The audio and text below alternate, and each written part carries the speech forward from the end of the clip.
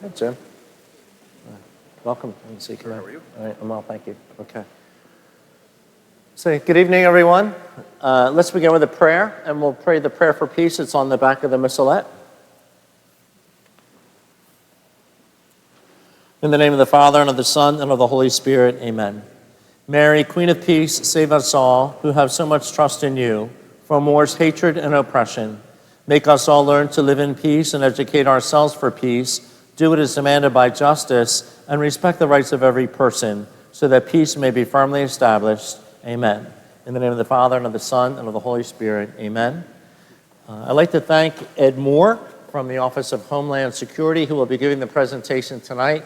And also with us is also Sergeant Jim DeVersa from Medford Police. So please join me in thanking these men for being with us.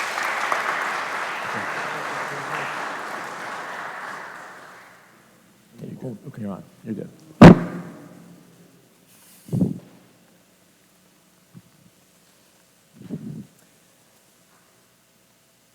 Okay, also, I have electronic copies of the handouts and also for this presentation, which I will be emailing all of you. Okay. All right, Ed, you're up. Good evening, everyone. I'm glad you're all here. This is great. I mean, when I travel all the way down from up in Bricktown, come down here, I'm glad to see that there's this many people that are interested. This is an important subject we have to talk about because this active shooter stuff has been going on for too long. We've had too many casualties, especially with the houses of worship. In fact, the run, hide, fight concept actually came from DHS because they were having so many attacks against your houses of worship. Let me give you a little of my background, how I got here and why I'm here. I'm a Marine veteran, was in the Marine Corps. I decided to get into law enforcement. I worked my first summer up in Seaside Heights, which was a nice opportunity for a young guy. 90,000 people in a square mile town at any time, have them intoxicated or on other substances. So I learned a lot real quick. Eventually, I got hired by Wall Township Police Department up in Monmouth County. I did 21 years there. I did most of my time on the road by choice. I like having a squad that I can work with and train. I was on the SWAT team for 16 years. I was one of the original members, and I ran the team for 7 years. I was in the dive recovery team for 19 years, and I also was a firearm instructor for 19 years. So I did a lot right after I first got hired. They wanted people in positions, so I filled in wherever I could. I'm sorry. While I was on the police department, I also got my degrees. I have a associate's degree in criminal justice. I got my bachelor's degree in education and in high school history from Georgian Court University. And I went to Seton Hall University for my master's degree, so I have my master's degree in education management. When I retired in 2004, they hired me because of my degrees and the training that I'd done with the department and other places also. And it was good. It was a good start. 4 months later, I was running the bureau. And then 7 years later, they took me out of there and they made me the facility security officer. I enjoyed that position because I learned how to get people secret clearances. I learned a lot about how to fortify certain areas to make them more safe, or if you have to have safe rooms, how to make safe rooms. We learned how to get rooms so that we could have conversations in there where you cannot hear outside. And that's very important for our organization. We actually have what they call, we have one of the few SCIFs. We're the only state in the United States that actually has a SCIF, which is secret compartmentalized information. We can take in top secret information and also send it out through our organization. We have FBI agents that actually sit in that room, and that's what they do all day. So again, we have a big job. Our original title was actually Office of Counterterrorism. And then in 2006, they gave us more duties, so we ended up with the name of the Office of Homeland Security and Preparedness. So this comes on the preparedness side. We want to be prepared before, not wait till after it's over and pick up the pieces all the time. And that's very important. Okay.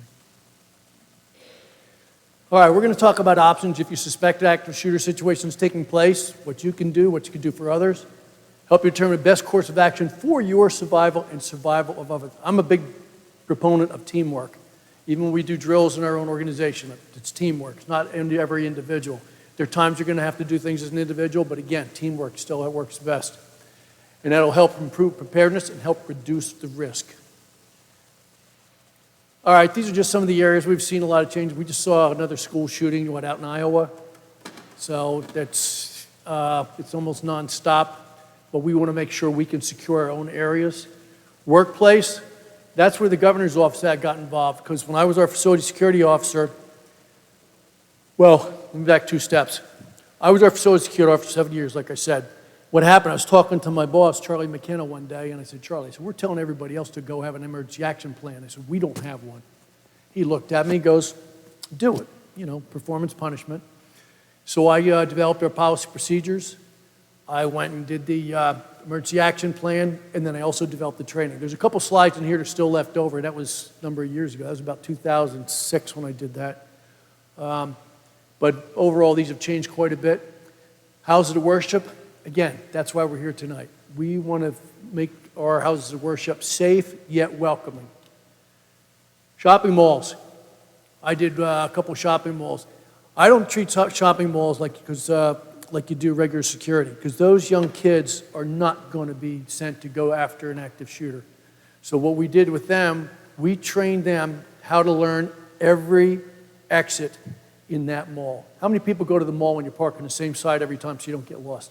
Come on. Because they're all the same on the inside. And that's what we did. We started training them. Get people out. How to get them out. Which stores have exits on the outside or have the gates that you can put down in front of them. That way you can stop that shooter and prevent them from moving, because most of the time they are going to move because they're looking for targets. Public meetings, they get a little testy sometimes. It's another place where, again, this type of training can also help some of the counties and local when they have their meetings and stuff, and have them so if something does happen, how they can respond also. Movie theaters, again, I think the big one was the one out in Illinois, the shooter, or Colorado, I'm sorry, where he went and shot up the movie theater. That kid was an advanced PhD student.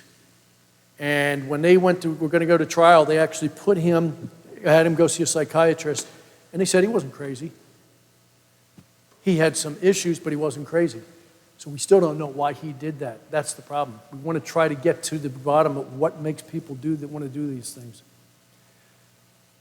16,000 houses of worship in New Jersey, and a lot of that's, again, because you have a lot of people that go there, they are what we call soft targets, because you don't have a lot of security, you don't have a lot of ways to protect yourself, and they're easy to exploit.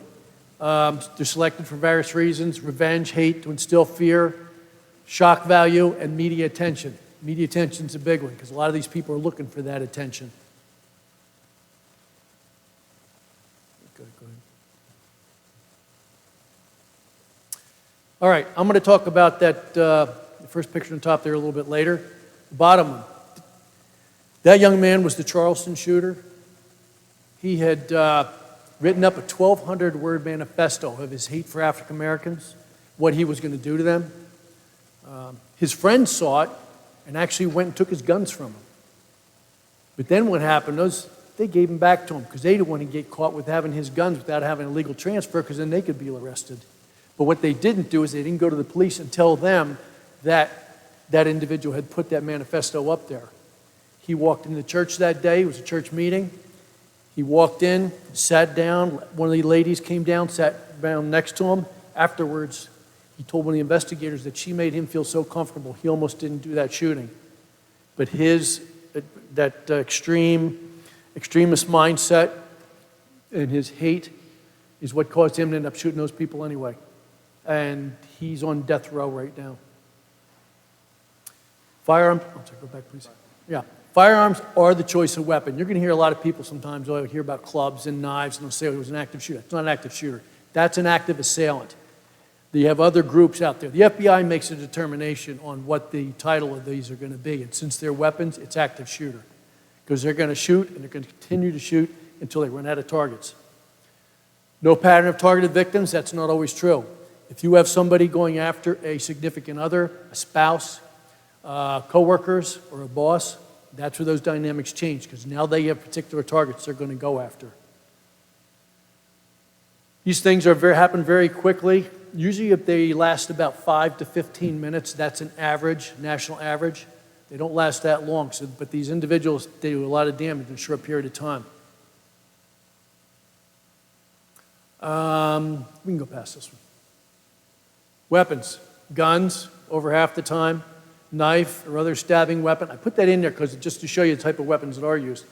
Others, poison, beating, hanging, fire, various objects, explosives, which I'll show you one in Texas, and then all autos also, where they're running people over. This is did that video come up? If you just go back, yeah, go to the bottom left-hand corner. On left-hand corner at the bottom. Yeah, you'll just click on that. 2 double lines.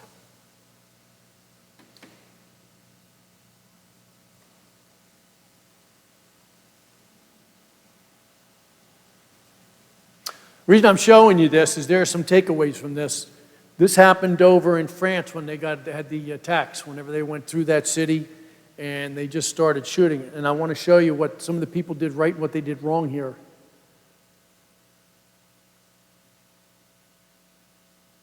You want to watch it again? Yeah, let's see if we can bring that up. Can you increase your volume? All right. That's glass flying. There's a terrorist outside. He's just shooting the glass out of the front of that cafe. Nobody got killed in there, but there were some people that were injured. It's not coming. Anyway, there were 2 ladies who were outside. You don't see them initially. They laid down on the ground. If there's a shooting, do not lay down. Not unless you're behind something that's going to stop bullets. Bullets will ricochet, even on the hard surfaces like that. I've seen bullets. When I was in the Marine Corps, I was qualified in a 50 caliber machine gun on a CH-53 helicopter. I've seen 50 caliber bullets 1,000 yards away hit the ground and bounce off the ground and take off again. So do not lay down on the ground. Churches, do not lay on the ground or even on your benches, because what's going to happen, the shooter's going to come up, he's going to execute you. You got to move, and that's what we'll talk about later on, is getting people to move. What not to do, you probably saw the guy standing with his back up against the bar. What was he doing? He's on his phone. You got a shooter outside, could have taken him out, and he's there playing on his phone.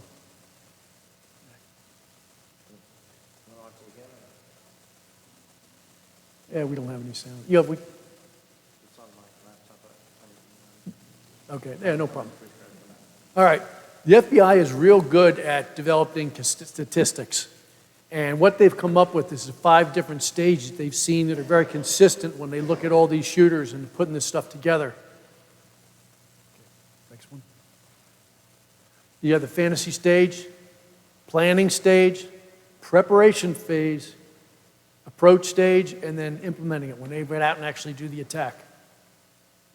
First stage, shooter dreams of the shooting. Something has clicked. Psychiatrists call it a trigger. Something's triggered them. And they dream about this. It's on their minds all the time that they're going to commit this shooting, this act. They fantasize about making headlines because a lot of these individuals are looking for notoriety. Because what happens when we have a shooting? Everybody knows who they are. They're on the TV, they're on your phones, they're on your radio. Fantasizing about headlines, may draw pictures. What they found also is a lot of times when they go back to where their living areas are, they'll see where they have been drawing. And what they're drawing is actual pictures, almost like, doodling. And it's like doodling type pictures. And they're doing it of shootings. They make web postings. I think the statistics are something like 83% of these individuals who commit one of these shootings has posted something, what we call dark language, on the website. So that you can see that. And that's another where we're looking at for people to report if they do see that dark type language, and let the police go and investigate it, because that's important too. We stop it before it happens. May discuss it with a friend. Again, it's like me going up and saying, hey, listen, something's going to happen, but you'll see. Don't go to school tomorrow. I don't want you to get hurt or anything. But they're not going to tell him he's actually going to do it, but they're just going to tell them not to go because maybe somebody they're real close to. Virginia Tech, 2007. That individual had been to 2 different universities. Both universities had him checked out by psychiatrists. Both psychiatrists said he was crazy. I actually got admonished down at the Atlantic County Community College because I said that he was crazy. And she came up to me afterwards and she goes, "You can't call him crazy." I said, "Well, what are you going to call him?" Everybody knows the definition of somebody who's crazy, who fits that definition. I said, "What do you call him? Slightly out of kilter, not moving, progressively." You tell him what it is. Don't drag it out. So anyway, he had gone. Let's go back there a second. I'm just going to go through this one because this was important. He went to the college that day, and he had gone into that academic hall, and he had chained all the doors shut inside. And he didn't do that to keep the kids in. He did that to keep the law enforcement out because he knew they didn't have the tools at the time to be able to break through here before he was done doing what he was going to do to finish his nefarious act.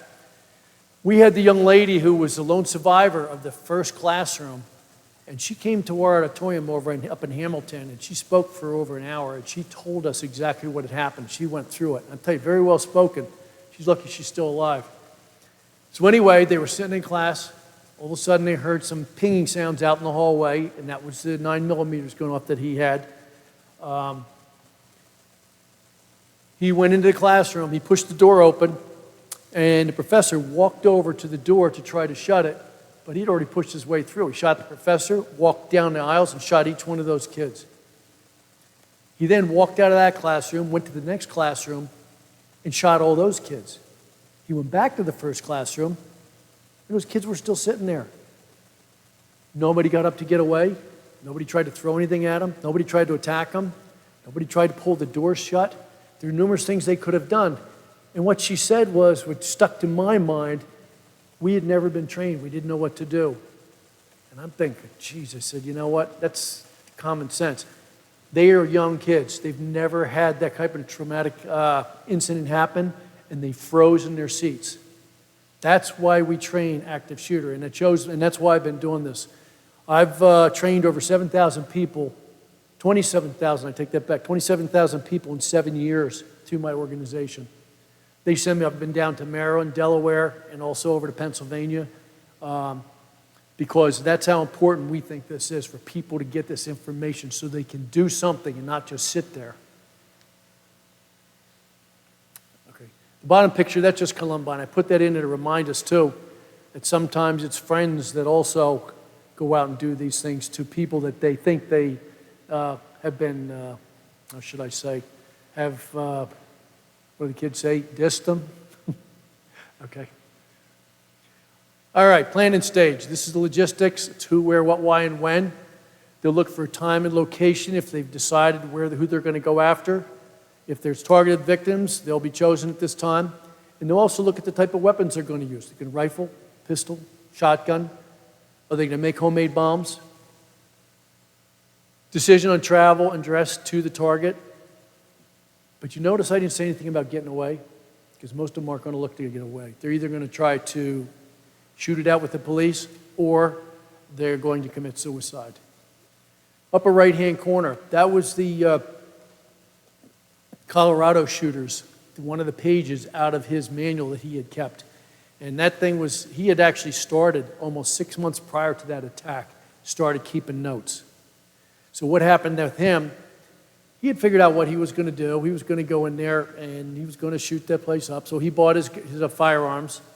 And what he did that day, he had gone in early, just like the Virginia Tech shooter. He went in and he locked all the doors with chains on the left side. So if you're looking up here, all left side doors he had chains shut. But he didn't do the right side doors.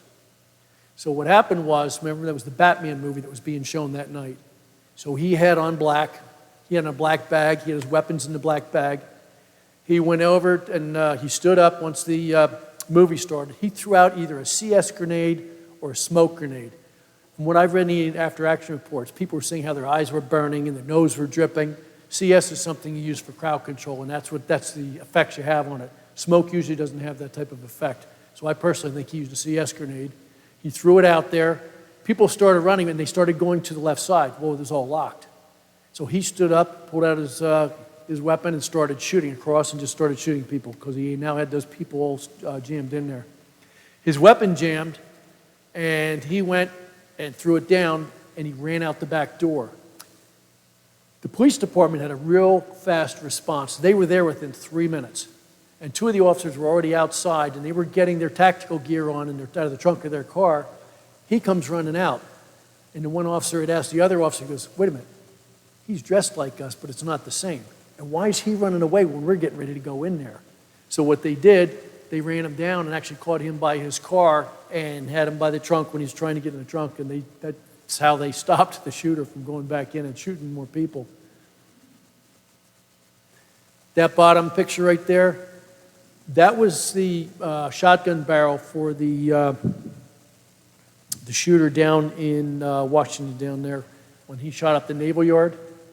And on there, he had scripted, he actually wrote out on that shotgun barrel, "Into the torment.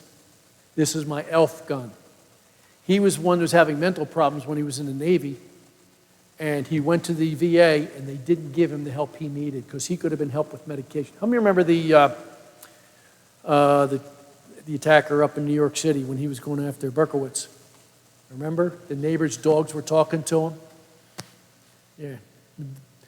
And he was having the same problems. He told his coworkers that he was actually sleeping under his mattress because they were talking to him. So he went in there, and like I said, eventually they ended up stopping him. The problem they had that day with the law enforcement was that 3 different agencies came in, none of them had been in the building before, they didn't have the same communications, and they didn't have a command set up where they could work off of that. So again, it was like a conglomeration going in there. Some of the guys said they went in the same room several times because they didn't know, because they'd never been in the building before. Okay. That room there, I got that picture back in 2000, and well, right after this incident happened, some of the state police bomb unit went out to Colorado, and they had gotten some pictures, and that was one of the pictures. That's what the Aurora, Colorado's shooters, that's a picture from one of the machines you use to put up like sheetrock, they have the flat platform on them, and looking inside. That's what he had set up, and he was looking to kill all law enforcement and all the first responders who got on that scene. So that's what the department was like. Fortunately, those officers had decided not to go in through the front door, and it saved a lot of people's lives. This is the 3rd stage, may acquire gunpowder, chemicals for improvised explosive devices. Most firearms are legally gotten. There's very few where there's ones where they break into a house or steal them or steal the ammunition. Most of them are gotten legally. Possible dry runner walk through the assault. All that is somebody getting familiar when they go into a room, building, or even an exterior outside, and they may be looking for places to hide weapons, maybe where they can put bombs, where people might hide so they can go after them. That's what your walkthrough does. It gives you that familiarization. Finally, may call friends or family and advise them not to show up for school or work. So it's just like how many were young, do you remember the bomb call and kids would do every time to get out, get school to close up for a while. It's the same thing. Now they're telling them in advance so they don't get shot. Don't show up. Don't go in. If you get that call the police, tell them who you're talking to so they can go talk to that individual, because most likely they've got some type of nefarious act that they're looking to do. Okay. All right, this is the 4th stage. This is a dangerous time even for law enforcement because these individuals, they've been thinking about this for months. It's on their mind. They're not going to anything stop them. They're en route to wherever they're going to go to commit this act. And it could be somebody out in the street. If they think that person's going to try to hold them up and not let them get there, there's going to be some shooting. It's also dangerous for law enforcement. That's why when I teach the academy, I still tell these guys, because I teach the officer safety, I tell them, keep your eyes open all the time at any motor vehicle stop. Male, female, I don't care who they are. You've got to be aware of what they're doing. Watch their hands, watch their eyes, so you can see what they're doing. Okay. The final stage, shooter opens fire. They're going to do this act no matter what. They're going to shoot and kill until they run out of ammunition or run out of victims. And it's important that we have a communication system where you can contact law enforcement and get there as soon as possible so they can stop these shooters. All right, I'm going to go through a couple of these cases here because you'll see the difference in the way some of these actually happened. 2008, 2 people killed, 7 wounded after a gunman entered the Unitarian Church in Knoxville, Tennessee, and started shooting. 2012, 2 people killed, 4 wounded when a white supremacist gunman entered a Sikh temple in Oak Creek, Wisconsin, and began shooting. One thing about that one, he shot the police officer that first showed up. He shot him 13 times and he survived. The man upstairs was definitely looking out for him that day. I actually have some recordings that he had done, and he's talking about how he was shot, and the final time he was shot the 13th time in the back of the head, and he said, when is it going to stop? But he willed himself to live, and he did.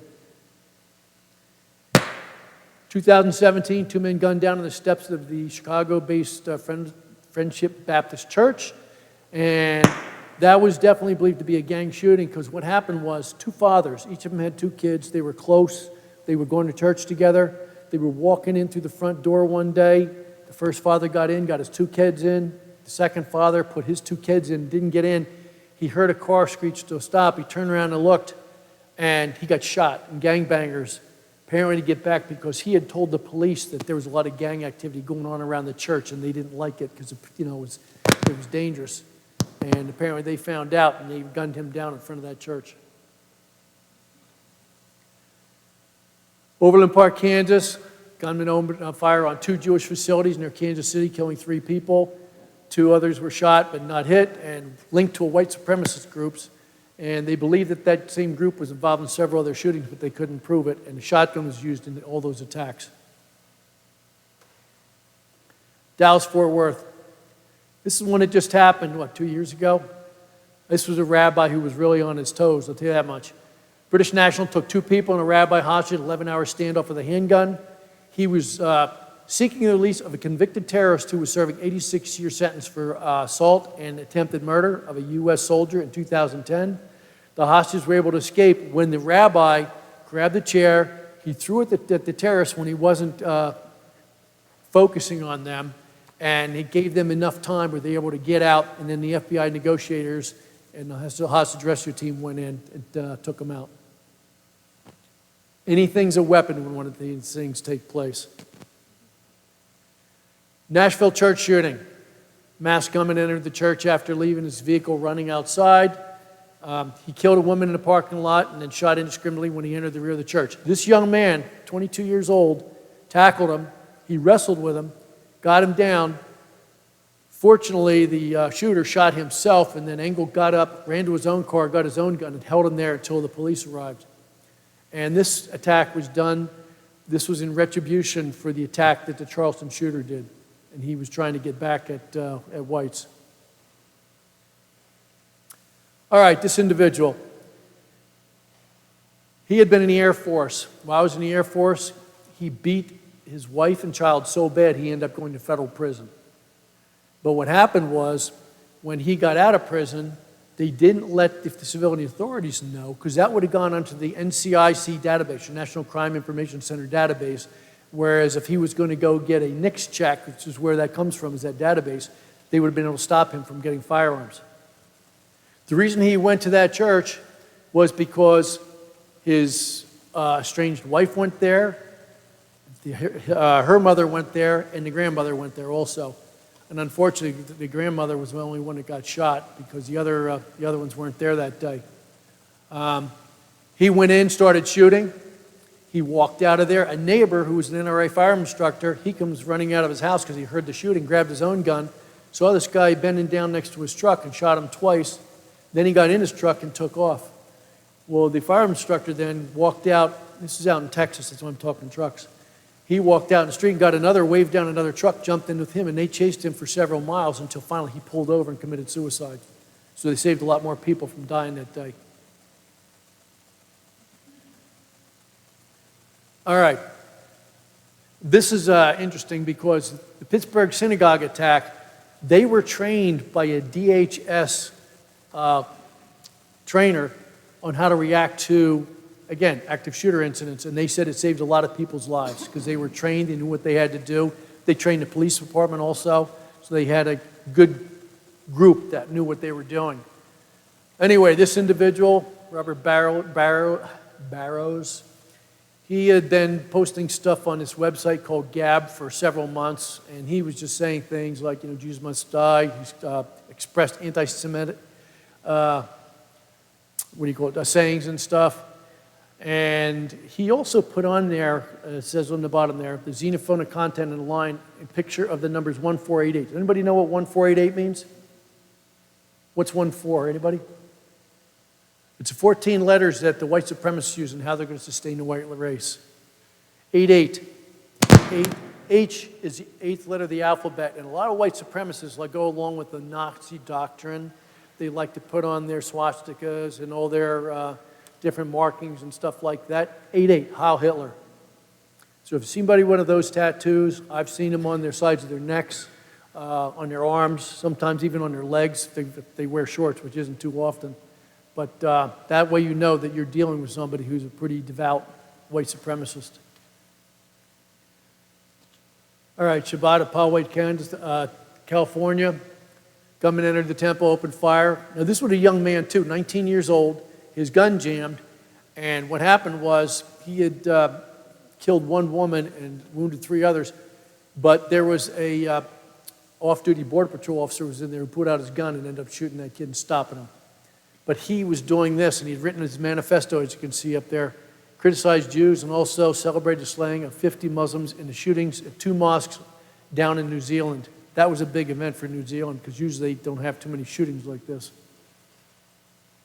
Okay. All right. Did it go? Yeah, go past that. All right. Active shooter, what to expect? Noise, fear, confusion, alarms, or maybe alarms going off somewhere if somebody accidentally sets them off. Severe injuries, deaths. Average response time throughout the country is 3 minutes for law enforcement. That's an average time. 60% of the active shooter incidents end before the police arrive, and 30% of the officers who make solo entries get shot. Now, why is that? The shooters know that the law enforcement is always going to show up. Law enforcement is required to have markings on them that says law enforcement or police when they go to an incident like this. And again, if that individual is just like we are tonight, they're going to mix in. So they're harder to find, but the police are going to go in there with uniforms. And that's why a lot of times the police get shot, because again, they're catching them, I guess you could say almost off guard. Communication. This is probably one of the most crucial things in one of these incidents, mass communication. Must alert employees and parishioners. Public address systems are good. Text alerts, both are preferable. Again, you want to try to have a backup system so if one fails that you're going to have another one that can take over. So you always want to have that, again, that ability to get the message out. Response strategy should be planned and practiced. Get the message out.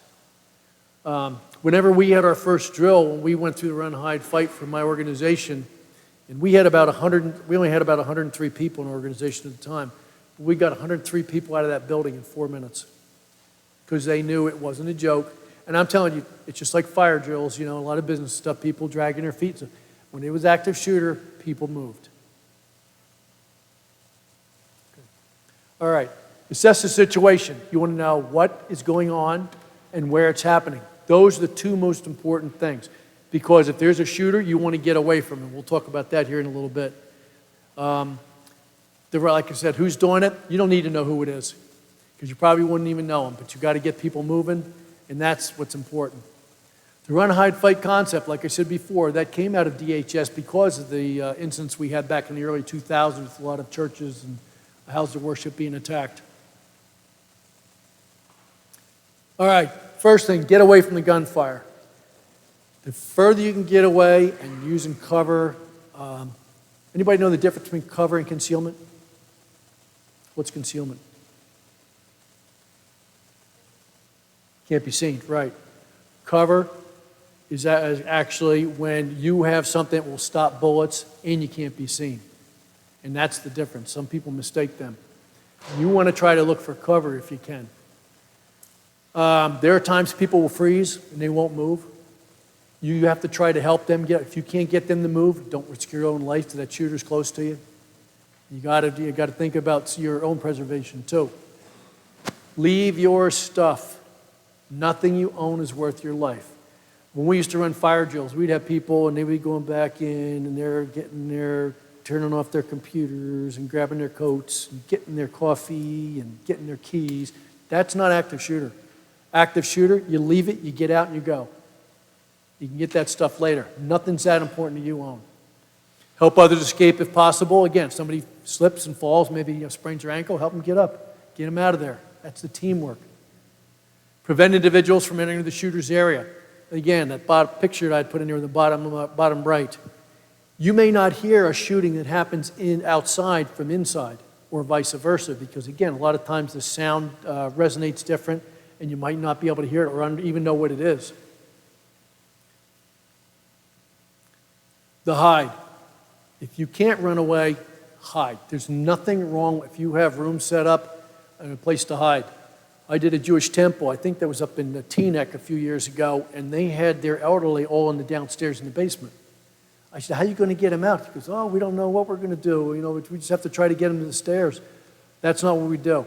So I looked around, and right in the back of the room, they had this big double door, I thought it was like a big closet, opened it up, and it was actually a room, and they had all their books in there.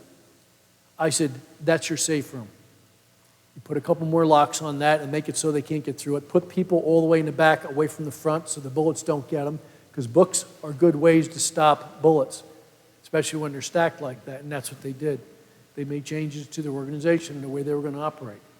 Okay. We've done, I've done training on run, hide, fight, and they know that you do not hide because everything is locked. All the confessionals are locked, the slop sink, everything's locked. So there's no place to hide. So don't try the doors to hide because they're locked. And the reason why they're locked is because we don't have anybody putting bombs in there on off hours. Okay. So run or fight is basically our options here. Okay, that's fine. Okay, yeah. That's why I ask, what you can do. That's why I asked Sure. the police department to come too. Right. I don't want to go against anything that you guys. And if I'm saying anything that's different than what you're doing, let me know. Because like I said, I just know from what I've done and I've done in the past. Sure. That's a different concept. All right, that's fine. Let's see. All right, the fight. Take aggressive action. Distract, disrupt, disarm, yell and scream. Do whatever you can. What do warriors do when they're fighting?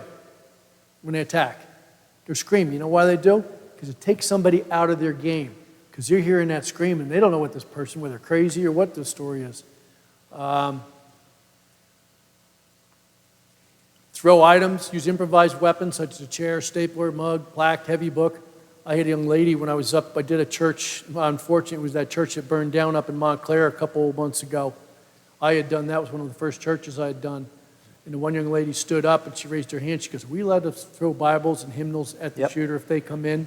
I said, listen, God's not sending you to hell for saving people's lives. I said, so you throw everything you can at him. Right. Because we were talking about things to throw and what you see in front of her, all those books right there in front of her. So she actually was very smart in coming up with that and letting people know it's okay. Right. And they also know everything's a weapon. Candlesticks, the cross, anything, statues, anything. You can pick it up, chuck it. Most definitely. Okay. You go back 1 second? Sure. Hey, ladies, let me tell you something. I was actually getting admonished there for a while for something. They said, well, we don't know what to do. And I said, you know what a cat fight is? Women, I know you can fight.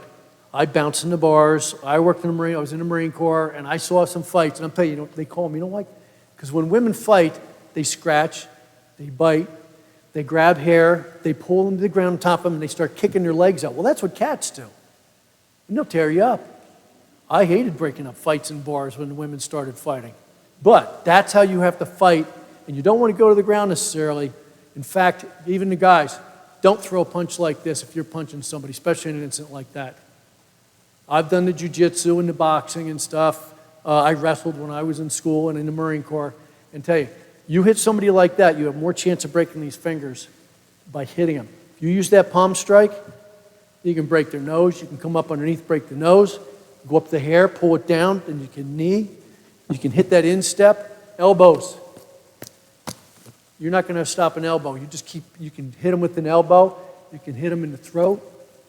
Have a pen or a pencil. I'm going to tell you, it's still a weapon. You want to go above the collar because you're not going to go through the clothing. You want to stab them in the neck. Let's see here. Chair, stapler. Well, the stapler. I actually had a lady ask me why you'd staple them. I said, you're not stapling them. I swear, I didn't laugh when I did it because I did it at a conference down in Atlantic City. I said, you're taking a hard metal object with sharp edges that's right at hand, and you can use that. I had another lady, this one African-American lady, she was a businesswoman, and she raised her hand. She goes, listen, she goes, I work in Newark. My office backs up in dead ends in a hallway. I have no place to go. She goes, but in my office, I always have a hot pot of coffee. I have a jug of water. I have a sharpened letter opener. And I have 2 heavy bookends. She goes, so I'm getting out of there if they come after me. And she knew exactly what she had. And because the environment she was in, she had already thought in advance what she could use as weapons. And that's important. Okay. Response when police arrive. Don't forget, when one of these things happen, the cavalry's coming. That incident happened up in the that mall a few years ago. They had over 700 police officers show up. And that was way up north. That was up in Passaic County, I think it was, no, Essex County. And they actually had one of the canine officers from over on the island that actually went up and showed up just so he could help. Sometimes you get too much help. How to respond when police arrive. The police are probably not going to know you when they come in. And if they do, don't try talking to them unless you can tell them something that's important that they can deal with right away. Because again, their focus, their job, they're hunting for a shooter. They want to see, hear, and they want to smell that gunpowder. And you don't want to disturb them. Get out of their way. Remain calm. Don't point. If you come out of low light like this, and you've got some of these young guys, like I said, it's shadowy, you might get shot. Don't do that. Keep your hands up and out of the way. And don't put anything in your hands. Old prison trick. You put steel, glass, nails, anything between your fingers. Now you have something you can swipe with, and you might be a threat. If you're considered a threat, I guarantee they're going to knock you on your butt, if not arrest you. So just keep your hands clean, way up in the air, and let them go by unless you can say, hey, listen, the shooter just went down that hallway into that door or something like that, or give them some good information. You're not going to get handcuffed. You may get pushed to the ground. If they're coming through, as you can see these guys, I know some of these young guys really load their guns up with a lot of stuff on, and they get heavy after a while, especially on the end of them. And they're going to start sagging. So what they might do is push you down and out of the way. So if they have to take a shot down a hallway or a round of other people, that you're not going to be in the way. So they're going to push you down and out, and they'll step by you just so they can get by you. Okay. All right. What can we do? First of all, planning should be supported by leadership. You want to start making plans of how you can develop a team, and that's important, having a committee. 2 internal security coordinators. You always want to have 2 because you never works out if you try to have 2 leaders. You want 2, but one's got to be the leader. And if he's not there, then number 2 takes over. And it makes a good balance. Because if you have 2 guys at the top, what do? They're going to argue and butt heads. You don't want that. You want to work together. It's got to be teamwork. Meet with first responders, chief of police, fire chief, EMS. Do a height assessment. We used to have a tool online. I think that's still there where you can do an assessment of your facility. We've already done that. Okay. That's why you're here. Develop emergency plans, an online template. And again, like the father did, he also got other houses of worship in here, which is great because you can share ideas and stuff too, which is important. Teams should be small, yet represent the house of worship, congregation, community partners, clergy, security coordinators, ushers and greeters. If you have hired maintenance staff, who knows your buildings better than your cleaning people? Same with schools, that's what we teach them. When I was in Wall Township, my chief came to us probably back in the 90s, said, go do assessments of the school. So we did the high school. And every school we went into, the principal would come out, I'd say, how you doing today? Yeah, yes, everything. And I'd say, okay, can I talk to your janitors? Why do you want to talk to the janitors? Because they know your school better than you do. And they do. And that's what you have to do. Get those people that know where everything is, how doors don't work. That shooting that happened, I forget what state that was, when a young man jumped over the fence and they were putting a block in front of the door, a rock, and then he opened the door up and shot everybody because the door was broken and nobody reported as being broken or did anything about it, and he was able to get in there. That's the one where that young kid, I think he was 18 years old, he went in and had all those young kids packed in that room before the border guards got there. All right, this is important. Develop a mindset that it can happen. It can happen anywhere, anytime, any place. Identify the threats and hazards experienced in the past or maybe face in the future. Maybe you've had people come by here and throw rocks at your building or something, or or breaking windows. Find out what's happening, like I said, and use those as experiences and keep track of if you do have stuff like that, because that'd be important for law enforcement to know too. So if you're having a series of these things happen, that they can go back and look at it too. Develop a response plan. How are you going to react? Review your evacuation procedures, how to lock down personal visit, which you don't do, we just found out, which is fine. But you still have to get people out. Now, when we talk about that, we're going to talk about that in a few minutes here.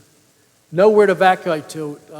Have two routes when main routes aren't usable. You want two routes to get away, and you want to try to work with somebody, maybe one of the businesses over here or two of them, where they can go and not be because in the weather. Any place, anytime, anywhere. So if it's raining out or it's freezing cold or it's extremely hot, people are going to try to leave. And you don't want that. You want to try to be able to control that so you know where they are.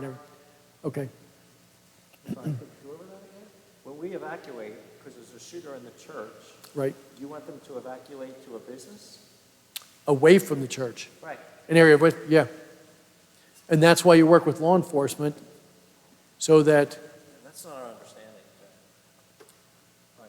The understanding was when we're evacuating, you run actually through Jackson Road or to the neighborhood because you got fences along the back here, you got fences over there. So they're told not to run to the fences because you're going to get stopped. Don't run to your cars. So to evacuate, we were told that you just run down to Jackson Road, but they were not told that we would meet up anywhere. Okay, we do have a second site for people, family members that hear about an incident and they go to our school. Right, that's the plan. Okay. Okay, but we don't have a plan like to go to, I mean on the weekend, the businesses are closed. But even if you get behind them, as long as you're out of sight, out of mind. If you go behind, if you have them even... Oh, no, right. So anyway, so we evacuate to Jackson Road and just run. Mm-hmm. Okay, or into the neighborhood, you can get, go into Deerbrook and run. Right, so, right. The ability to get to EMS building. Right. That's a fortified building. Right. Obviously, depending on where the threat is, so Right. you can't always just have that. Right. You have to go this way. No, I understand, right. So That would be the option. So they know what the the people know what the options are because I've given them from the pulpit. Right. Okay. Okay, good. Yeah, that's fine. Yeah, that's fine. That works, as long as you get them away from the shooter. Any issues at your house of worship, medical emergencies, disorderly conduct, service interruptions? I put that in there because down in Atlantic City, I've been to two different churches down there, and they have a problem with gangbangers going in there and going in the back and disrupting their services, and then they have to call the police to come in and get them out of there. But again, it can still happen anywhere. Even if you have somebody who's a little bit off, how should I say, a little off kilter, who's having problems, who might start up something.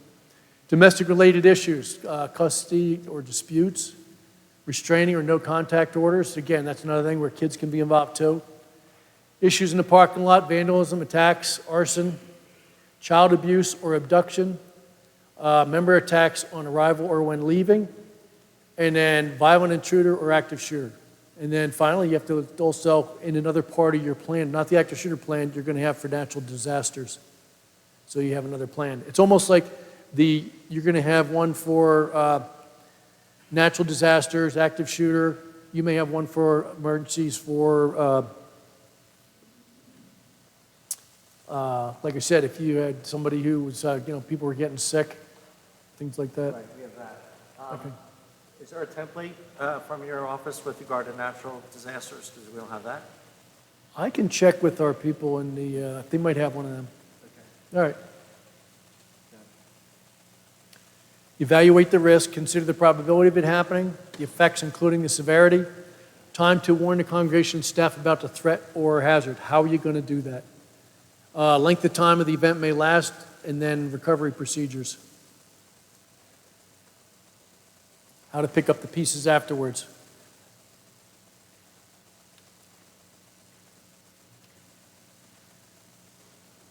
Right there. All right, emergency action plan. It's an overview of the before, during, and after, how you're going to operate, means of communication.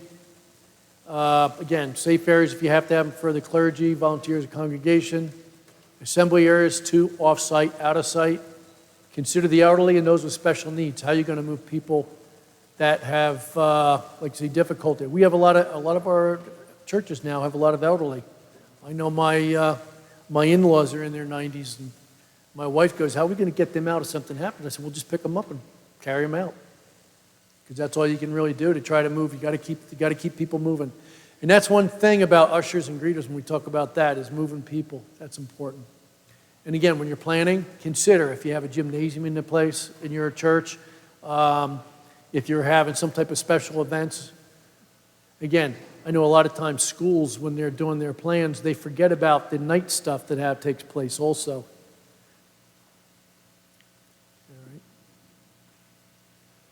What can a plan do? Provide guidance for making sound decisions, create confidence in decision making because now you know what you can do and what you can't do. Help staff initiate actions on their own and take responsibility. And it should cover what should we do if any given situation. I always told our people when to do that, just stop sometime and say, what do we do if there's a shooting here? What are we going to do? And then you can find out where the weaknesses are and some of the strengths just talking about it. And again, then you work together and you come up with good ideas. Develop policy procedures, controlled hours of operation, mail and package control plan. Assess insider risk. Again, that's if you have somebody that's part of your church organization and they're having problems, you might want to let your pastor, your priest, whatever, let them know what's going on. If somebody's having problems, it might be something they want to know about so it doesn't spread through your organization and cause a problem. Last thing you need is having an incident happening inside. Assemble crisis trauma kits. Crisis trauma kits are not first aid kits. They are kits that have tourniquets, heavy bandage, the heavy bandages like that have quick clot on them, and ways of putting them on. Like again, so that if somebody gets a arterial bleed, you can bleed out in 6 minutes. We have kits, trauma kits in the back corner. It's the cabinet's labeled, and there's also trauma kits in the sacristy, and the cabinet's labeled. And also first aid kits, and that's labeled as well. Good. Cybersecurity plan and safeguards. Again, you've got to make sure you have good cybersecurity. Define the roles and responsibilities of each member, and also cross-train people too, if they want to do different things, so that way you have a better idea in case somebody's not around at any time, that they know what the other one's supposed to do too. All right, physical security. Plan site security inspections, surveys with local law enforcement. Think of using a layered concept. In other words, you want to go with an outside layer, which could be where your sidewalks meet the road. Then the next one would be your grassy area. And then you could look in close to the church. Because I know a lot of times people like to put a lot of stuff right around the base, which might not be the best thing. I know for my house, my personal house, I have these bushes. I don't even know what the name of them are, but boy, they've got some long stickers on them. My wife goes, why don't you take them out and get rid of them? I said, because there's no burglar that's going to try to get through those bushes to get into this house. So again, you different ways that you can make it more make it secure. And consider everything: doors, windows, lights, locks, walls, fences, gates, structural barriers, physically and psychologically deter and delay. And consider if you do have closed-circuit TV that you might want to do it during a service, turn it either outwards or upwards, because a lot of times you can see outwards and see what's going on there, because your priest may see more outgoing than he would coming in. So again, something you might want to consider. Okay. Controlled access. Might be difficult to control, but manageable. Prevent access cards. Again, use, again, cards or ID cards. I don't know what you have set up for your doors and stuff. Our presentation for these men and women are here because they've signed up to be safety volunteers at the doors. Okay. So a lot of this stuff doesn't apply. Okay, to let's why go they're on. here. All right. Okay? Yeah, sure, no problem. But I do want to make sure we get to what they need to learn as far as vetting people that are coming into the church.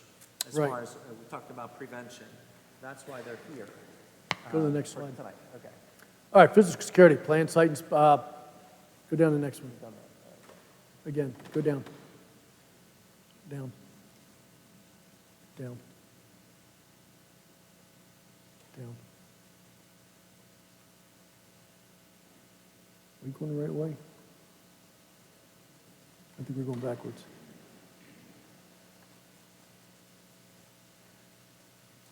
All right, controlled hours of operation. Because even this is something to be important, is have people there who may not be a part of the event, but are there for security reasons too, even watching the doors. I know with the my wife's church is Catholic, and they have parents for catechism that watch the doors before they let the kids out to make sure that the ones that went and got them are the same ones that dropped them off. And we have all that taken care of at the other site. Okay. For school and prep. Okay. Okay. All right, security. Ushers and greeters. Okay. Work in pairs. Do you have communication between each other? We will. We're going to have walkie-talkies. You mean between doors? Or? Well, it should, actually, you should be out between sites. In other words, if I can see back to there, I want to be able to maybe talk to that person back there. Have you ever thought about maybe using just the voice mics? You know, the ones that come down off your ear? We haven't bought any audio devices, but, you know, whatever is recommended is what we'll do. But we do have 10 for each mass. Okay. And there's 5 exits. We have 5 exits, so that'd be 2 is 10. Okay. Okay. So we will work with that. Suspicious behavior, identify it. Again, if you see somebody that's acting suspicious and you think it's suspicious, if you're not quite sure, ask somebody else and then see what they think. If both of you think it, now you've got somebody you might want to have go over and talk to. Emergency response plans. Visitor congregation rely on greeters. Back to the suspicious behavior. So if you're at the door and you find someone that's suspicious, you know, you can talk with your partner, say, what do you think? And then you want to basically, then what do? There's somebody suspicious. Now what? Well, find out when you start talking. You have to talk to them. Right. You have to make communication and let them know. Ask them who they are. Oh, have you ever been here before? Have you ever been to the church? Are you Catholic? And just start asking them questions. And if they are uncomfortable, they might leave. But you want to try to find out why they're there if something doesn't look right. If you have a hands-on church, can I just borrow you for a minute? What I always do is I'll go up and I'll shake his hand. I said, how are you? And I'll go like this, and I'll come up here and I'll tap, come on. I said, let's go over here. Let's get out of the way here. And then what I'll do is I'll run my hand down his back. What did I do? Check for weapons. Yeah, I just checked him for weapons. But I'm doing it while I'm shaking and I'm talking. Just keep talking and just do it and just come down the back and keep talking to him. Create a security culture that engages and involves all members of their respective academic or faith community. Train everybody and see something, say something. Too often people are afraid, I'm not going to report this. If it doesn't look right or looks out of place, let somebody know. Could be the little things that become bigger things. Okay, so if somebody is suspicious and you're just going to talk to them, good morning, welcome. May I help you? Something like that. They might be looking for the bathroom. They don't know where it is. So you'd be able to fill the guy out. But if they're being a little creepy, if you're getting a little knot in your stomach, I'm at every Mass. So one of the two of you could maybe stay with the guy, and the other two, if you got a walkie-talkie or you got the earpiece, whatever we're going to have, you could just, I'll be wearing mine. And you say, Father Dan, come back to the bathroom. Or Father Dan, Jackson Road entrance. And I'll come back and I'll vet the guy or a woman. Okay? However, if you think it's going to get physical, call the police. Right. Don't get yourself involved in that. You're there to recognize them and to maybe delay them till the police get there. But call the police, let them handle it. Sure. Okay. Watch for suspicious behaviors. What's suspicious behavior? Erratic or abnormal behavior. If somebody's standing there and they've got that 1,000-yard stare and you're trying to talk to them, and they're just standing there. Do you think there might be a problem there? Maybe drugs, alcohol, maybe they're having a mental problem. Epileptics do that sometimes. Epileptic. Epileptics. Belligerents or non-compliance. Somebody you're trying to get them to go one way and they want to go the other and they're giving you a hard time. You want them to actually get out of your church is really what you want. But you don't want to put hands on. That's another thing. Mental alteration, drugs, alcohol, emotionally disturbed people. One thing about emotionally disturbed people, they can become the nicest people you ever met when they first come up, but when they explode and they go the other way, they're dangerous. They're extremely strong, and they are very dangerous when they're like that. That's why it's good, like I said, if you do have somebody like that, call the police. Also look for, if you see something that seems out of place, like furtive communications, hand signals, gestures. You might have somebody in there who's maybe looking to do something, and they're using hand signals or other signals to communicate with somebody else. And if there's somebody else in there doing the same thing, and now you have two people you got to be concerned about. Question suspicious people who don't belong. If you don't think they belong in that part of the church or even coming in, like I said, two people. Go over and talk to them and try to guide them out the other way. Come on, let's go. Let's go out if we can. Let's go step outside and talk. All right, signs of weapons, bulky clothing. Again, if there's a jacket, if they have a jacket on, the jacket's hiding, and it's kind of awkward because sometimes some of these young guys and stuff, they'll stick guns down their pants and they don't have holsters, but it's still going to drag it one way. And a lot of times you'll see a difference in the way they walk. Again, a bulge under their shirt. Again, if they're touching it all the time, young officers have a sense to do that sometimes. When they first get, if they go into detective bureau because they wear smaller guns, they'll put them on the side and they'll be there tapping it with their elbows to make sure it's still there. So it's, again, clothing hanging down from the weight of the weapon. Usually a gun's going to weigh anywhere from 1.5 to probably about 2 pounds. And if it's pulling that down and you think it's a gun, I would try to hold them in place and just not touch them, but just talk and then call the police and have them get there if somebody's carrying a gun. Perimeter checks. You want to do one before your services start and then afterwards also. See if there's any changes. Somebody tried to get in, maybe taking a toothpick, breaking it off inside of locks, things like that. Check for malfunction damaged locks. Check any additional buildings in the grounds which may be attached or have stuff in it that could be used to get into the other building. And move non-secured items, doors, i.e. tables and chairs, door decorations, equipment, etc. Don't leave it out if you can. And then check the security cameras. If you do have cameras, check them. Make sure your cameras work with your lighting too.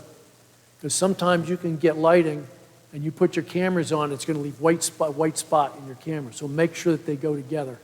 When you have them installed, have that person check on it because they should know the right way to be able to set that up for you. And lights are a good deterrent, especially at night. Because again, these criminals don't want to be seen. Okay. So the only thing on here that you would be concerned about is if you see like a bag or something, that might be concerning. So if it wasn't there before, all right. I missed it on here. I think we must have gone by it. There was an incident happened down in Texas, and when he's talking about explosives, somebody had left an explosive bag outside of a church, and it blew in the windows and knocked some of the cement in too.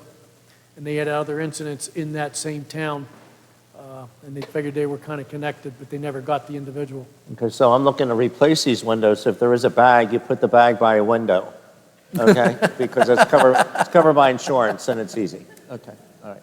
All right, go ahead. You're thinking ahead of things. All right. This is just to tell you what you might see with somebody who's trying to do surveillance. A lot of times when you have older churches, you'll have people that are taking pictures of the churches and stuff. A lot of times the newer ones, you don't see that as much.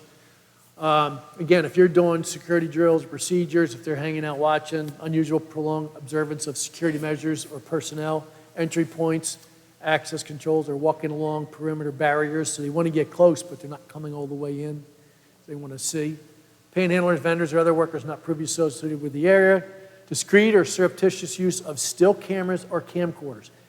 These phones, I can't tell you how many times we've had people even at my building, where they're there and they're just taking their films and they're holding their cameras in front of them, and they're taking videos. And we tell them to get away from the building and go somewhere else. I mean, because again, why are they videoing? There's no reason. It's a building that has no reason for them to be around. Note-taking or sketching that seems unusual for the setting, and then somebody, when they say multiple set of clothing, that would mean if they're changing, going somewhere else, coming back, and trying to, I should say, seem non-conspicuous. And if we have like panhandlers, or if we have people that are begging, or somebody who's selling something, you just come get me, and we'll get rid of them. I don't want to seem like I'm the savior of the day, but I'm going to say it's been my experience that because I wear a collar, I get good response from them. Like Sam, we were having the problem with the guy. There was a man that walked on there. He would not consume the host. And Sam confronted him. He just blew Sam off like it was nothing. And I went up to him, and I got what I needed to get done. Okay. All right. 3 points of security awareness, observation. What are you seeing? Discuss it with others. Determine the next step. If you're going to have a problem and you both think the same thing, then that's the direction to move. If you think that there's not going to be a problem, then again, you determine whether you're going to, work some other way. Action, if it's a dangerous situation, do you move forward or you call law enforcement if necessary? And like I said, if it's dangerous, whether it's weapons or anything else involved, call law enforcement. Right. Let them handle that. Okay. So if the person is a little weird, just ask for me, and I'll be glad to talk. Again, I've been here 9 years. I can think of maybe so far, like maybe 3 times where I had to confront someone because they're weird. All right. So, and I will. So it's not like this is going to start happening now that we have you guys on board. What's good about this is they're all going to be vested with fluorescent, same area that likes, security. And so the point is, if there's somebody's going to do a drive-by to take a look at St. Mary's, they're going to say, my God, look at all their volunteers. I'll never get in. And hopefully keep going. Yeah. Seriously. Yeah. Okay. All right, this is law enforcement best partner for prevention. Again, work with your law enforcement officers and have them come in. Encourage officers to stop and take breaks, reports on the property. I mean, that's important because then if they see a car there, people who are thinking of doing something might have a second. So Jim, and any of your officers that want to just sit out here and just take a break, they're very welcome to do that. Just so you want to put that through the okay, thank you. Tell them the father's going to have coffee waiting. He will. It'll be cold, but yeah, that's okay. All right. First responders to visit your facility. That includes fire and EMS because that's important for them also. So if they're responders, they can come in and take a walk through it maybe sometime.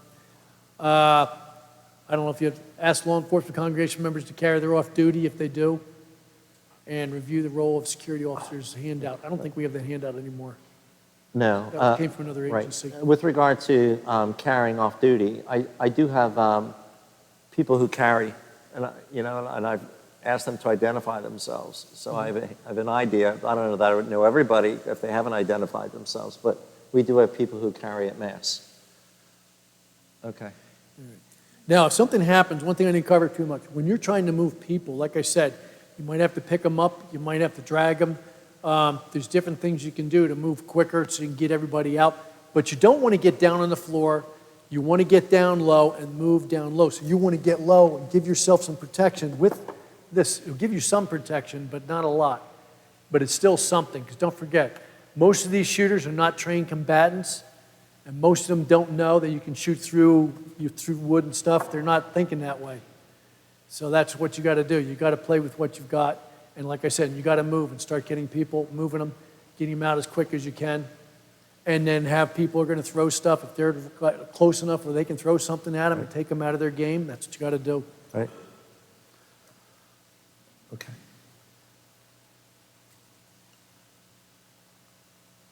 Conduct tabletop exercise or simulated active shooter situations. The only thing is, if you decide you're going to do some simulated situations, make sure if you have elderly in your congregation that want to be there, make sure the young kids don't run them over. Because sometimes they move too quickly and they can hurt them. And we've also talked about that too, Jim, that it just would not be pragmatic to have an active shooter drill I mean, people are here for mass, they're gone 45 minutes, so there's no Well, I mean, time if to you do wanted to have it. something on a Saturday or something like that with, and have the police there and maybe run something like that. An off Okay. day, you might get some people who are interested. Okay, all right. Local law enforcement excellence source and designing training exercises, use them, Okay, good resource. okay. Failing to prepare is preparing to fail. We cannot afford to fail. There's a lot of things we can do if we want to. Some things we can't do, unfortunately, but again, because we're in New Jersey. But again, you want to be able to take care of the people in that congregation. Do you have, nobody carries pepper spray, do they? No, not that I know of, yeah. That's a possibility. You get those little 2.5 ounce containers. Mm-hmm. You could stop somebody if they do get aggressive, especially an EDP, because EDPs don't care. I mean, they'll hurt your EDP? emotionally disturbed people. Okay. Okay. Something to consider. Still legal. Gives you time and distance. Yep. And that new stuff sticks to them too. And the what? There's a newer one that actually sticks to them. It's almost like a gummy. So when it gets on a foam, it gets on them. Sticky pepper spray? Okay, no, it's okay, right. How many of you have been I at have to pepper see if spray? our church suppliers supply that. You know, we buy candles, we buy missiles, and we buy sticky pepper spray. How many of you have been pepper sprayed in here? Listen, I was an instructor for, 6 years on chemical agents. Let me tell you something, that stuff hurts. Oh, that's fun, because when you go and you get certified, you actually have to have CS, CN, pepper spray, then combinations of them, and you have to go either going in or you get it sprayed in your face. I was lucky after a while, I got to be the one who used to give the spray in the face so they could. But officers have to go through that annually also so that they know how they can function with that in a pepper spray environment. Does anyone, are you finished? I'm sorry. Yeah. Yes, thank you. Does anybody have any questions for Ed?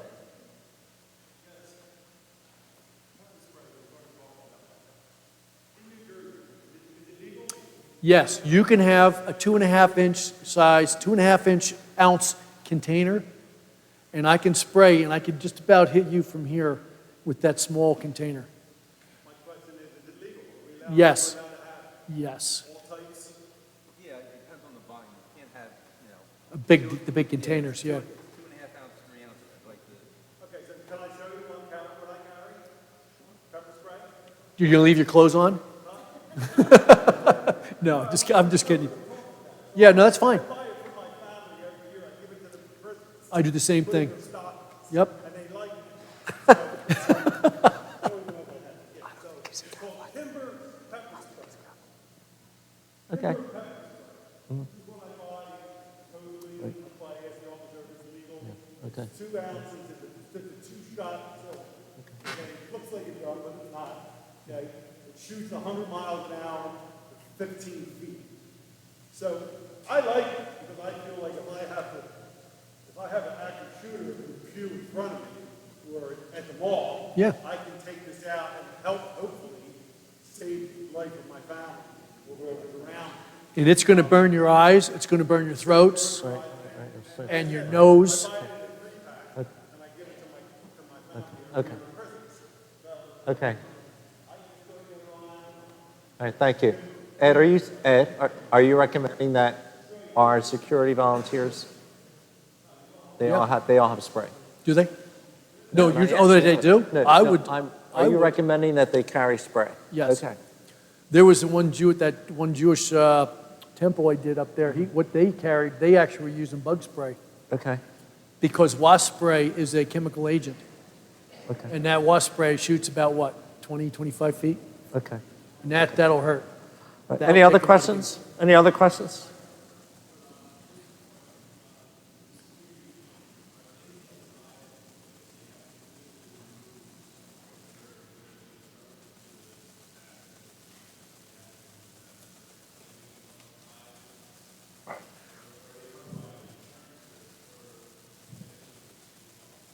You mean to forcefully take them out?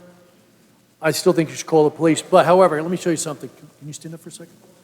If you have to take somebody out,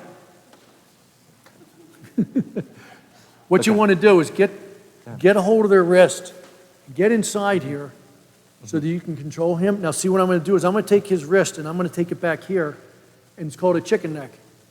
And that's going to put pain here. So if he starts getting wild, I've already got him protected here, but you got to watch too. Watch for their feet so they don't try stomping on your leg or your ankle.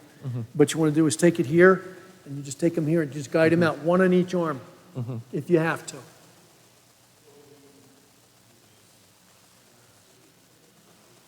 Well, if you're going to throw them down the steps, they might.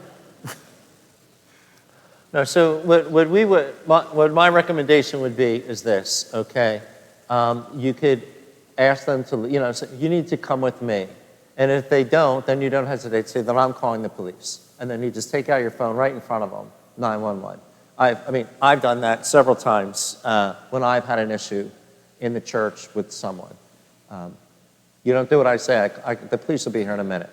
So I think that'd be the better way as opposed to physically, because if they're a bad actor, they might be looking for a reason to sue you. So I would just restrain them, and there's the difference between restraining and moving a person. I have to say the response time of the police is phenomenal.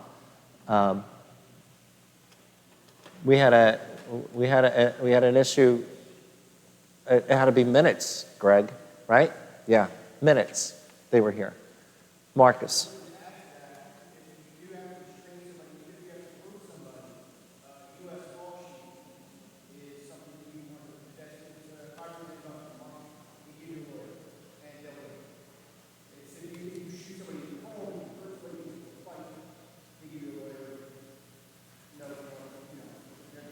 So do I get that insurance for my volunteers? Wait. Yeah. I wouldn't worry about that. I wouldn't worry about it. Only because all you're doing is, you're a good actor, you're a good Samaritan, you're retaining a person until police arrive. So, yeah. And again, I've been here 9 years. I've only had to call the police, a couple of times in 9 years. For something. And it's usually, you don't do what I say, I'm calling the police. Yeah. Okay. Don.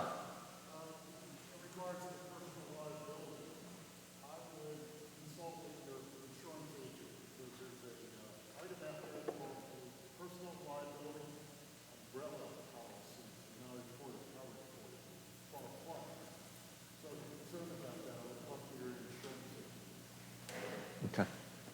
Also, anybody that carries, you better have insurance. See, I know I had USCCA, and the governor, our illustrious governor, said, yeah, you can carry, but I'm not going to allow any of these insurance companies to insure you inside of New Jersey. So every time they do something we think is positive, he does something and comes back negative. That's why I went with Law Shield also. Okay. Mike.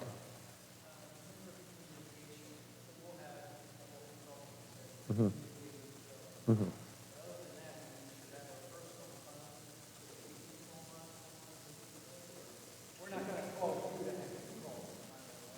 Well, if it's something that it's escalated to, a physical altercation, you call 911.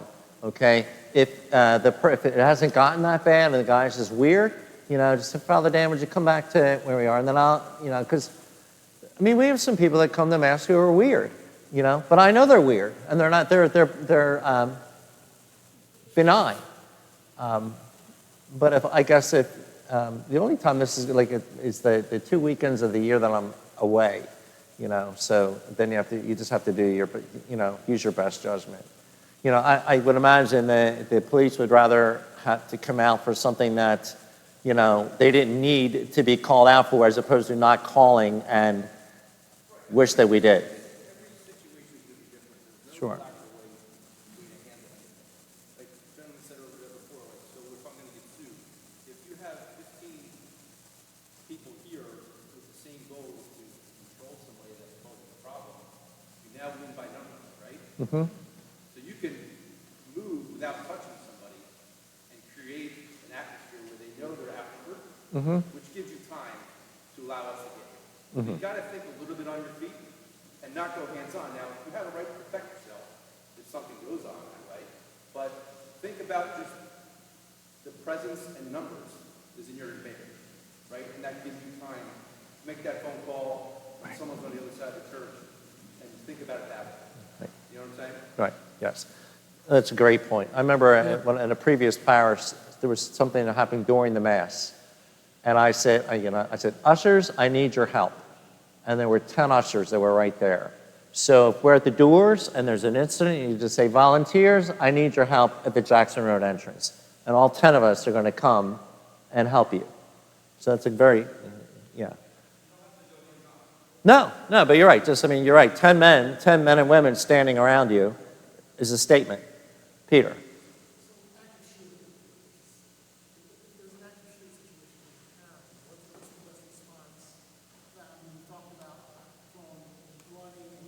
Right.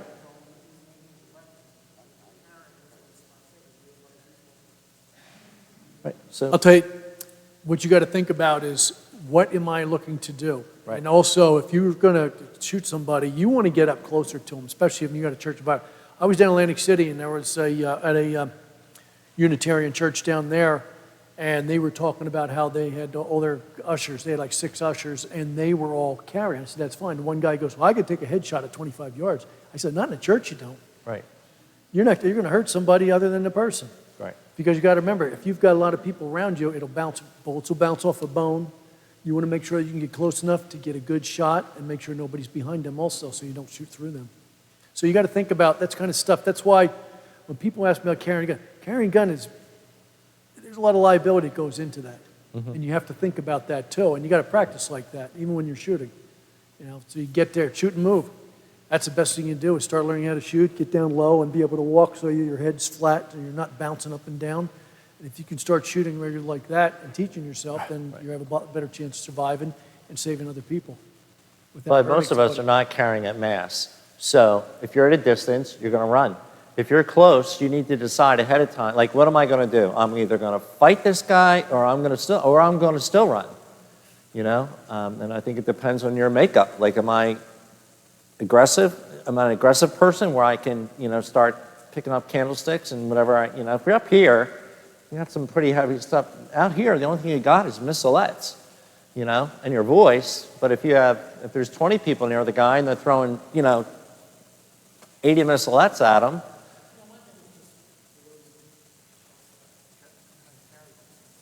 Oh, who do carry? Yeah. So then right. So I would hope that if they're carrying, they know how to use a gun and what to do and stance and all that stuff.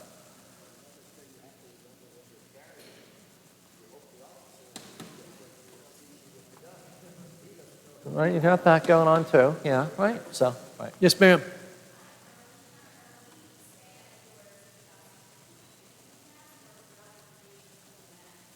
No, so I would say at the beginning of the Mass, only because they have to attend Mass.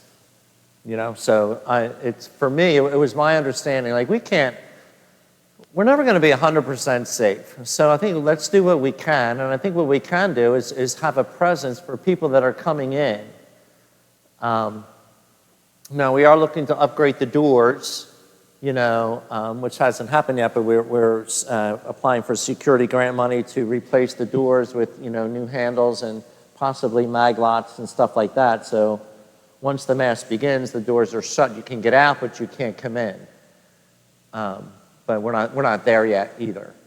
And then we also have to decide how that's going to work for people who are latecomers. Yeah. But I see this, which at the 12 o'clock Mass is 80% of the people. So we have to decide, again, it's my understanding right now that this group of volunteers will be there before the Mass starts, and as Mass is beginning, you would come and join your families. Marty, Mickey.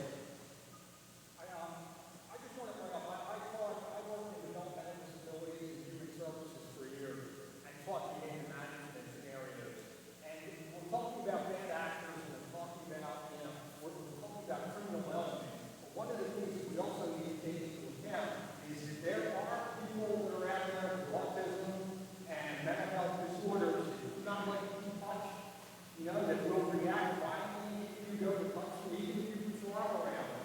So when you're assessing somebody, you also need to take into account whether they're, you know, like they may want to walk away from whoever their care provider is. You know, I mean, I've come across people in stores like that where they're kind of in panic mode. So, you know, we anticipate bad actors out there and people that are weird, but there are also people out there who have legitimate disabilities that we need to take into account when we encounter them in the doorways and who they are, so that we don't jump to conclusions unnecessarily. And I just wanted to just throw that out there. That's a good point. Yes. Okay. I'm sorry? Right. Yeah. Yeah. Well, no, I guess my point there is, you know, we have very little diversity here, though. You know, we provide, you know, diversity training in the church all the time, and like, you know, St. Mary's is white, you know, like, it's just our makeup, you know, yeah. So I'm just saying, there's not too many non-English speaking people that come to our church on a particular weekend. Yeah, there might be a few, but not too many. Yeah, we may, and they may become, but just because they don't speak English we don't consider that a threat. No. Right. Because also, you mean, yeah, right. If a person is coming in and you're feeling threatened, you're going to get that knot. You're going to get that knot in your stomach. You know, that's going to be your first clue. Like, I don't feel good about this guy. Somebody comes in because they're not speaking English. I'm not going to get a knot about that. You know. Okay. Yes. Do we have what? No.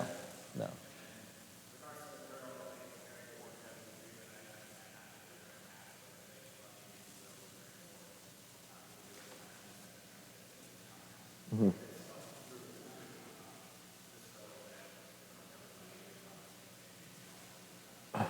Right. So do you have a job description for the security coordinators? Because a lot of what you had up there, like we've done it already, like with staff as far as, you know, facility management, all that stuff. So I don't know that we would need security coordinators to coordinate this group. This is just a matter of scheduling. Right. You know, we will have another follow-up once we get the walkie-talkies and the vests and all that kind of stuff. So we'll have another meeting before we're going to be actually at the doors.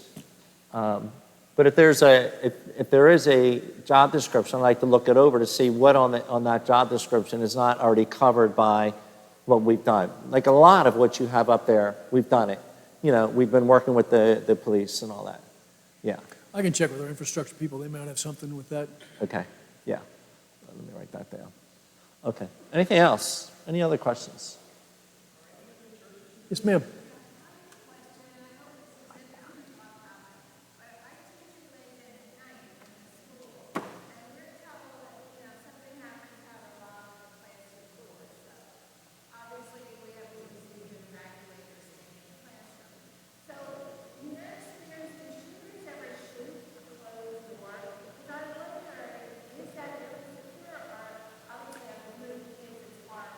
Yes, you want to get as far away from the door as you can because they will shoot through doors, because especially wooden doors. Right. Again, I think what you've seen. Now, you're a school teacher. No, she's a religion teacher. Okay. But there has been the training where, like, if you're going to lock down, right, you lock the door, you use the mag lock on the floor, and then you barricade the door with bookshelves and desks and all that stuff, and you spread the kids out. Did you do all that with Todd? Yeah, you did all that, right.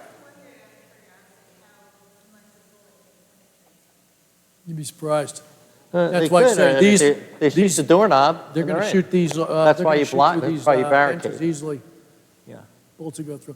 But what you're saying though is there also you want to get if you're talking about a door, you got to get away from the door and the angles. So you want to be off to the far sides of that door, so that angle can't get the kids either. Right. My wife teaches preschool, and I told her she's got a second bathroom in her classroom, so she also will stick the kids inside of there. Right. So they're out of sight and out of mind. Right. And away from gunshots. Right. Okay. Is there anyone here not from St. Mary of the Lakes? Okay. So what I'd like you to do, I can get the presentations to you. Just come up here and take my business card and email me, and then I can email you the information that was disseminated tonight. And then everyone who is from St. Mary of the Lakes, just if you're not an usher, because we do have the usher distribution, John, right? We want to make sure that I have your email so that I can get this information to you, and you will know when the next training is, when we got the vests and the walkie-talkies, and we'll teach you how to do that. Okay? All right. And that's one of the things that your coordinators would do too. If you have the two at the top, start assigning people for certain jobs where they would do, like say, distributing the walkie-talkies, maintaining them, make sure they're turned off after you have a day where you're putting them away. Mm-hmm. Police departments have that problem all the time. Guys leave radios laying around, next thing the thing's dead. Yeah. And right. now you got to let it sit. Well, I mean, I've talked to my facility guy that would take care of that. Like, we will store them in his office. He'll make sure they're all juiced up, et cetera. Mm-hmm. But if I have the job which I wrote down, I'll be asking you for that. All right. Okay. I want to thank everyone for coming out tonight. I think we're moving in the right direction, and it's all good. All right, in the name of the Father, and of the Son, and of the Holy Spirit, amen. Hail Mary, full of grace, the Lord is with thee. Blessed art thou among women, and blessed is the fruit of thy womb, Jesus. Holy Mary, Mother of God, pray for us sinners, now and at the hour of our death, amen. In the name of the Father, and of the Son, and of the Holy Spirit, amen. Again, thank you for coming.